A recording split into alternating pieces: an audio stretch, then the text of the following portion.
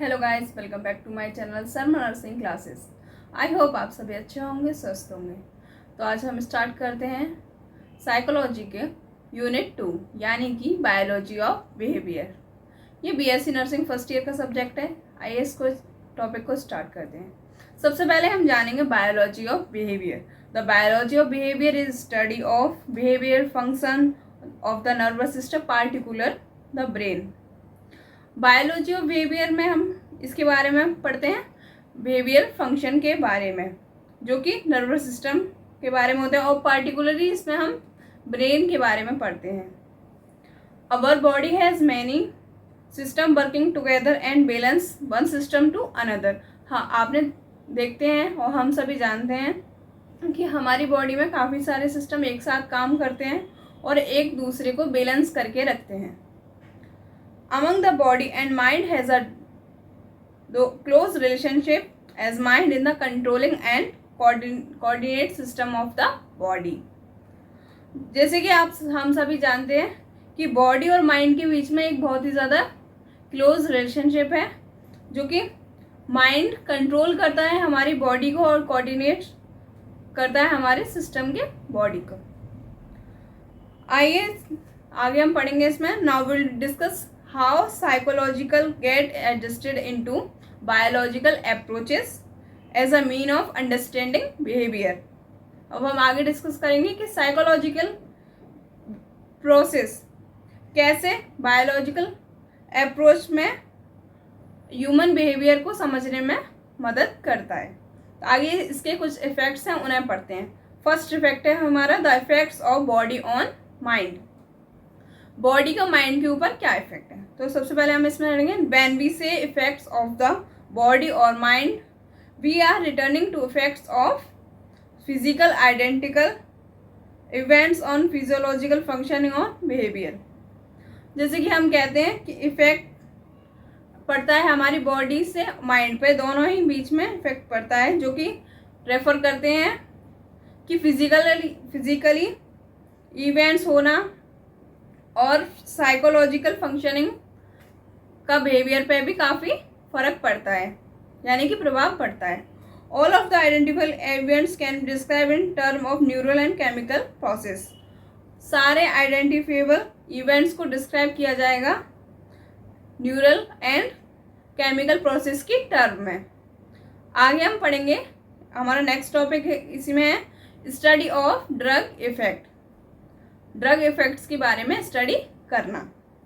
The drug is a chemical substance which is all foreign into body either totally or in form in the was it was introduced.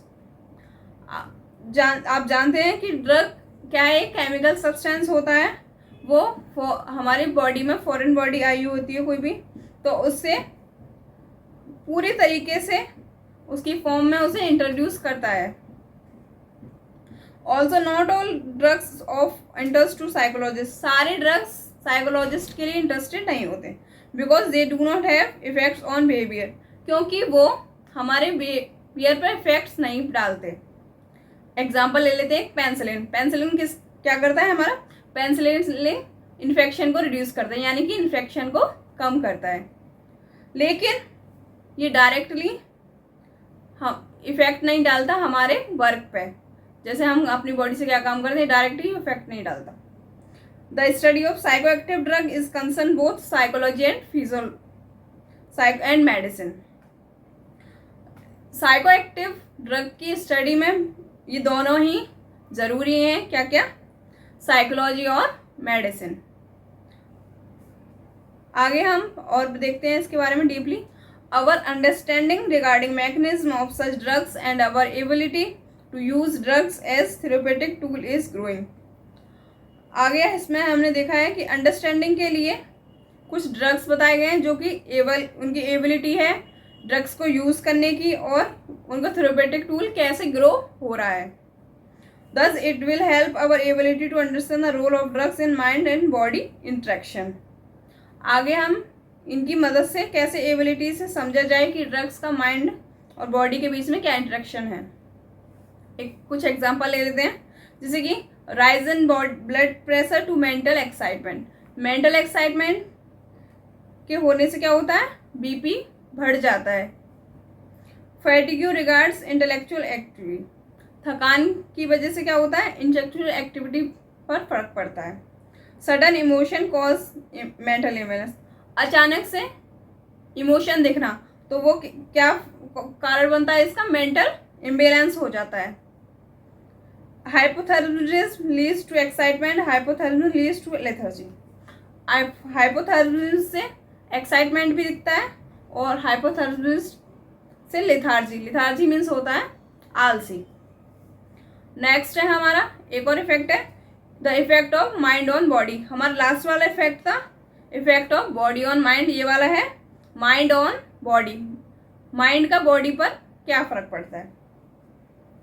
तो mind states can influence physical function and behaviour of an individual. Mind का देखा जाए तो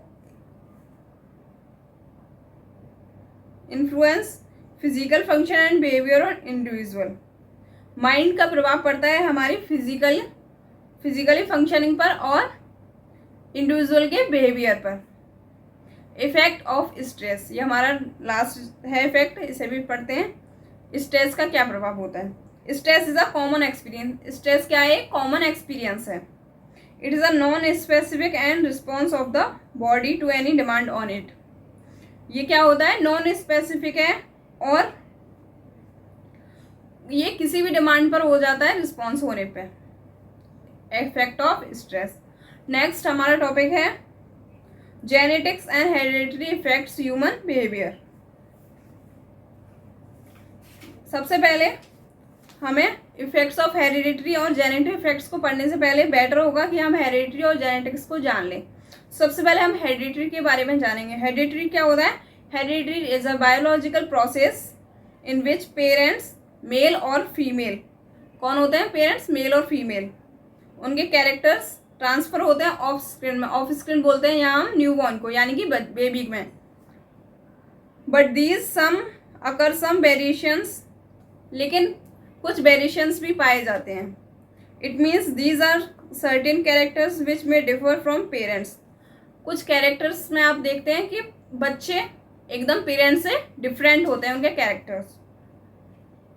actually during matching of genes in chromosome particular genes character are receiving while other genes character are dominant.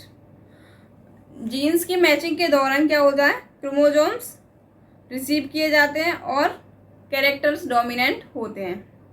Dominant character shows the character in newborn. Dominant character के character एक newborn में कैसे दिखते हैं, इसका एक एग्जांपल लेते हैं। इंटेलिजेंट एंड पर्सनैलिटी, एक बच्चे की इंटेलिजेंट और पर्सनैलिटी को आप देखते हुए देख सकते हैं कि उसमें ये डोमिनेंट कैरेक्टर होते हैं।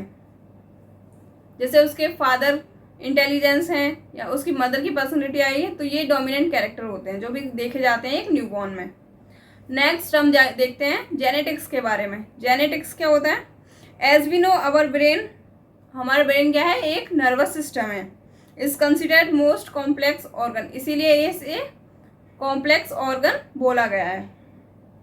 These are thousands of genes involved in some way with functions like mental functioning, social attitude, psychological interest, learning disorder, behavior, addiction, mood, and personality traits have been complicated complexity, brain function, as well as the major types of mental illness such as schizophrenia, learning emotional condition। जैसे कि genetics के अंदर ये सारी चीज़ें शामिल होती हैं। These are thousands of gene involves, जैसे कि हमारा ब्रेन क्या क्या करता है, कोऑर्डिनेट करता है और कंट्रोल करता है। और जेनेटिक्स के अंदर आती हैं मेंटल फंक्शन, ह्यूमन बिहेवियर हुआ, कोई भी तरीके का मूड डिसऑर्डर हुआ। जैसे कि यहाँ पे एग्जांपल दिया गया है मेंटल इलनेस का, सिजोफ्रेनिया। सिजोफ्रेनिया क्या है, एक मेंटल इलनेस है, मेंटल डिसऑर्डर है। आगे हम एक और देखते हैं इसका, various genes affect the behaviour of person. Genes काफ़ी प्रभाव डालती हैं एक पर्सन के बिहेवियर पर। These genetics influence on structure and pattern anatomically configuration such as regulation of neurotransmitters. Various genes का इफेक्ट पड़ता है एक ह्यूमन के बिहेवियर पर, जो कि जेनेटिक्स की प्रभाव की वजह से होता है। उसका स्ट्रक्चर पर, उसका पैटर्न, एनाटॉमिकली पैटर्न क्या कैसा रहेगा, और उसके न्यूरोट्रांसमीटर का रेगुलेशन देखा जाता है। तो हमने इसमें पढ़ा हेरिडिटी और जीन्स के बारे में, आपको अच्छे से समझ में आया होगा। आगे के टॉपिक देखते हैं इसमें, the factors which effect nature of behaviour और पर्सनैलिटी। क्या इफेक्ट होते हैं, क्या फैक्टर होते हैं ह्यूमन पर्सनैलिटी के लिए। तो आइए इस टॉपिक को देखते हैं। Human personality is generally been affected for many types. Many factors होते हैं इसमें ह्यूमन पर्सनैलिटी के लिए, लेकिन इन्हें दो टाइप्स में डिवाइड किया गया है इनके फैक्टर को। फर्स्ट होता है बायोलॉजिकल फैक्टर एंड सेकंड होता है सोशल फैक्टर। सबसे पहले हम बायोलॉजिकल फैक्टर को देखेंगे। This factor inside the body when where required. Biological factors कब और क्या होता है, ये फैक्टर जब देखे जाते हैं और जब जनरेट होते हैं बॉडी के अंदर, जब ज़रूरत होती है तब ये जनरेट होते हैं बायोलॉजिकल फैक्टर। इनके भी टाइप्स हैं। इसका टाइप है डक्टलेस एंडोक्राइन ग्लैंड्स। ये ग्लैंड क्या, इसका ग्लैंड का काम होता है सीक्रेशन सेंड करना हमारे डायरेक्ट ब्लड में विदाउट डक्ट, बिना डक्ट के। These secretions called hormones. इन्हीं सीक्रेशंस को हम हॉर्मोन्स बोलते हैं। The hormones are responsible for many changes in the personality.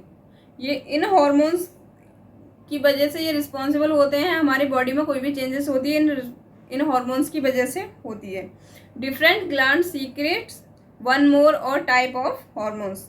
Different glands hormones secret करते हैं, एक तरह के या काफ़ी तरह के हो सकते हैं। नेक्स्ट है इसका टाइप पैनक्रियास। पैनक्रियास का काम होता है इंसुलिन को सेंड करना हमारे ब्लड के अंदर। When the deficiency of insulin, अगर इंसुलिन की डेफिशिएंसी होगी यानी कि कमी होगी इंसुलिन की, तो क्या होगा, मेंटल पावर हमारी वीक हो जाएंगी।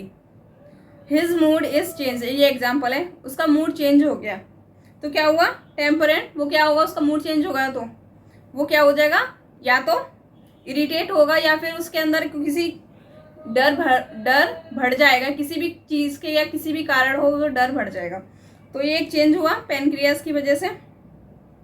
आगे हम पढ़ते हैं इसका एक और टाइप्स है एड्रेनल ग्लैंड। एड्रेनल ग्लैंड का काम होता है, एड्रेनल ग्लैंड सीक्रेट्स करता है एड्रेनाइल ग्लैंड हार्मोन को। Adrenal hormone has an important influence behaviour of person. Adrenal का भी एक इम्पोर्टेंट प्रभाव पड़ता है पर्सन के बिहेवियर पर। It excess lead to rapid heart beat and high BP.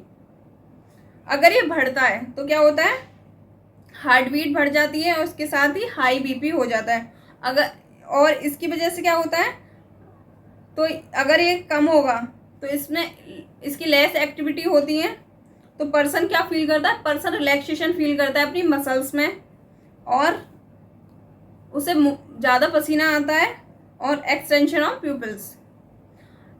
इसका एक और टाइप है, उसे हम देखते हैं गोनाड्स। गोनाड्स का secretion of the gonads is sex gland. Gonads को हम सेक्स ग्लैंड्स भी कहते हैं। Sex glands is an important factor influencing behaviour and personality. Sex glands का भी इम्पोर्टेंट फैक्टर होता है इन्फ्लुएंसिंग बिहेवियर और पर्सनैलिटी के लिए, इनका ये काफ़ी ज़्यादा प्रभाव डालते हैं। फिजिक क्या होता है, physical structure has relation between the temperament. Physical structure का रिलेशन होना टेम्परामेंट के साथ। Just like fat man are easy going and social while thin persons are self control irritated and unsocial. यहाँ पे एक एग्जांपल दिए गए हैं कि मोटे आदमी इजी गो, अच्छे से उसकी लाइफ चल रही होती है और सोशली उसको देखा जाता है, while thin persons are self control. पतले लोगों का क्या होता है, खुद के ऊपर सेल्फ कंट्रोल होता है और वो जल्दी इरिटेट भी हो जाते हैं और लेकिन वो अनसोशल होते हैं। According to this physical structure a difference in others behavior towards different individuals is modified. अगर फिजिकल स्ट्रक्चर के द्वारा देखें तो बिहेवियर एक इंडिविजुअल के लिए डिफरेंट होता है. इसका एक और टाइप देखते हैं, बॉडी केमिस्ट्री. बॉडी केमिस्ट्री क्या होती है? The difference of temperament is suppose to due differences of chemical element. Chemistry आ गई तो यहाँ पे केमिकल का आना भी जरूरी है. तो ये किस लिए होती है? केमिकल एलिमेंट की वजह से डिफरेंट टाइप्स के. These chemical elements are two types. ये दो टाइप्स के होते हैं chemical elements. Some reach body of from the outside. ये कुछ बॉडी के आउटसाइड होते हैं और while some created in body itself. और कुछ को बॉडी खुद करती है क्रिएट.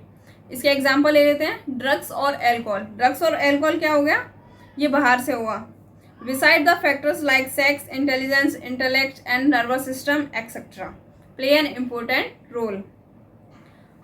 इन फैक्टर्स को हम देखें तो इसके एग्जांपल्स हैं इसमें सेक्स, इंटेलिजेंस हुआ, इंटेलेक्ट हुआ और नर्वस सिस्टम का भी काफ़ी इम्पोर्टेंट रोल रहता है ह्यूमन नेचर पे, ह्यूमन या पर्सनैलिटी पर. इसका नेक. अब इसके ये सारे टाइप से आगे इसका है एक और टाइप है ह्यूमन पर्सनैलिटी को. फर्स्ट था हमारा बायोलॉजिकल फैक्टर और दूसरा है हमारा सोशल फैक्टर. सोशल फैक्टर क्या होता है? The environment of different individual are very much different from one other.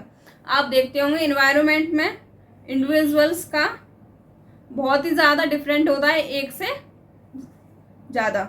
These are divided into home, school, society and many more. आप इन्हें डिवाइड किया गया है काफ़ी सारे, जैसे कि होम हुआ, स्कूल हुआ, सोसाइटी हुआ और भी काफ़ी सारे. The environment of home as a wide influence on the development of personality. एक घर का वातावरण देखें तो ये ज़्यादा देखने को मिलता है पर्सनैलिटी डेवलपमेंट कैसे होती है. The behaviour of parents and culture has deep impact on child psychology. एक पेरेंट्स का बिहेवियर और कल्चर एक बच्चे के ऊपर काफ़ी ज़्यादा इम्पैक्ट डालता है. इसका एक एग्जाम्पल है over protectiveness and rejections by parents, broken homes, sibling rivalry, child abuse. ये इनके एग्जाम्पल्स हैं.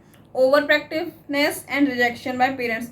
अगर पेरेंट्स के द्वारा ज़्यादा ओवर प्रोटेक्टिवनेस होती है या फिर पेरेंट्स के द्वारा रिजेक्शन होता है तो भी ये चाइल्ड के ऊपर ज़्यादा इम्पैक्ट पड़ता है. या फिर घर का टूट जाना, या फिर सिबलिंग्स के द्वारा होना, या फिर बच्चा गाली देना सीख जाता है, या फिर the mass of media has a deep influence on youth. युवा अवस्था के लिए मास ऑफ मीडिया काफ़ी ज़्यादा इनके ऊपर प्रभाव डाल रही है. आगे के टॉपिक हम पार्ट 2 में कंटिन्यू करेंगे. Thank you.